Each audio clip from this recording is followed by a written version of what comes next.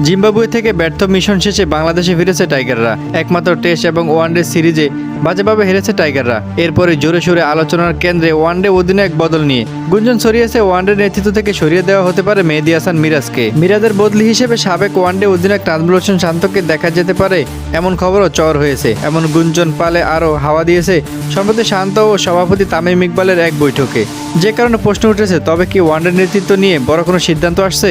যদিও এখনও আনুষ্ঠানিকভাবে কিছু জানায়নি বিসিবি। বোর্ডের এক সূত্রে জানা গিয়েছে অধিনায়কত্ব বদলের বিষয়টি আপাতত গুঞ্জনের পর্যায়ে রয়েছে। পরবর্তী বোর্ড সভাতে এই আলোচনা হতে পারে। মিরাজকে এখনই সরিয়ে দেওয়া হবে নাকি আরও লম্বা সময়ের জন্য রাখা হবে সেই বিষয়ে আলোচনা হবে। ওয়ানডে বিশ্বকাপ 2027 সালে হওয়ায় খুব বেশি দিন বাকি নেই। এমন সময় নতুন অধিনায়কত্ব বেছে নেওয়া হবে নাকি মিরাজের উপরে আস্থা রাখা হবে সেটা এখন প্রশ্ন। শান্ত বর্তমানে শুধু টেস্ট দলের অধিনায়ক। গেল বছর তৎকালীন সভাপতি আমিনুল ইসলাম বুলবুল ওয়ানডে থেকে শান্তকে সরিয়ে তার জায়গায় দায়িত্ব দিয়েছেন মিরাজকে। তবে সাম্প্রতিক সময়ে মাঠের কিছু সিদ্ধান্ত নিয়ে প্রশ্ন উঠেছে মিরাজের নেতৃত্ব নিয়ে। জিম্বাবুয়েতে ওয়ানডে সিরিজে প্রথম ম্যাচে বিষয়টি সবচেয়ে বেশি আলোচনায় আসে। সেই ম্যাচে জিম্বাবুয়ে মাত্র 70 রানে 8 উইকেট হারিয়ে ফেলেছিল।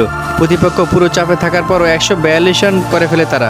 পরে বাংলাদেশ আর সেই ম্যাচে নিয়ন্ত্রণ রাখতে পারেনি।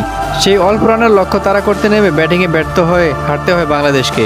ওই ম্যাচের পর মিরাজের নেতৃত্ব নিয়ে সমালোচনা হয়। যদিও মিরাজের নেতৃত্ব বড় বড় দলকে ওয়ানডে সিরিজ হারিয়েছে টাইগাররা। এখন দেখার বিষয় বিসিবি কী সিদ্ধান্ত নেয়।